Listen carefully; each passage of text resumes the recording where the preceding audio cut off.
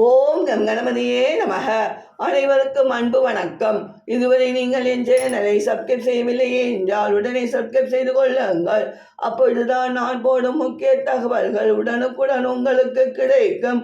நான் ஆஞ்சல், நான் சூடி, நான் பாயல், நான் காஜல், सारी दुनिया में बेगानी, दीवानी दीवानी मैं तेरी என்று பாடலை ஒலிக்க செய்து டான்ஸ் ஆடி கொண்டிருந்தாள் மதுமிதா. இன்று ஜூன் 24 சர்வதேச தேவதை தினம். ஆஹா, என் குட்டி தேவதை என்ன அழகாக டான்ஸ் ஆடுகிறாள் என்று பெருமைப்பட்டார் அப்பா அருண். போதும் போதும், நிறுத்துங்க உங்க மகள் புராணத்தை. இவ்வளோ நேரமாகியும் மளிகை கடைக்கு போன மகேஷை காணுமே, அதை பற்றி உங்களுக்கு கவலை இருக்கா என்று கேட்டாள் அனு. ஏய் அனு, நானே வெளியே போய் இப்பத்தான் வீட்டுக்கு வரேன். மகேஷை பற்றி எனக்கு எப்படி தெரியும்? ஆமா, நீ எதுக்கு மகேஷை கடைக்கு அனுப்பினே என்று சத்தம் போட்டார் அருண்.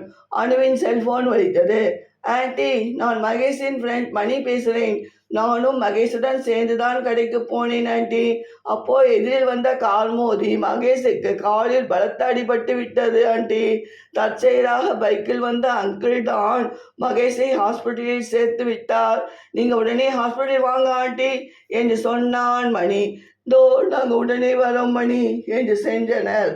மகேஷ், என்னை கடைக்கு போக வேண்டாம், நான் போகிறேன்மா என்று நீ போய் இப்படி காலில் அடிபட்டு கிடக்கிறாயே என்று அழுதாள் அனு. ரொம்ப தேங்க்ஸ் சார். நீங்கள் யார் சார் என்று மகேஷை ஹாஸ்பிட்டலில் சேர்த்தவரை கேட்டார் அருண்.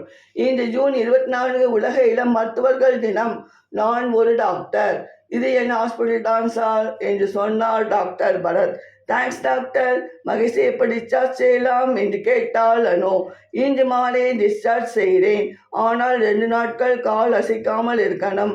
லேசான ஃப்ராக்சர் இருக்கு என்று சொன்னார் டாக்டர் பரத்.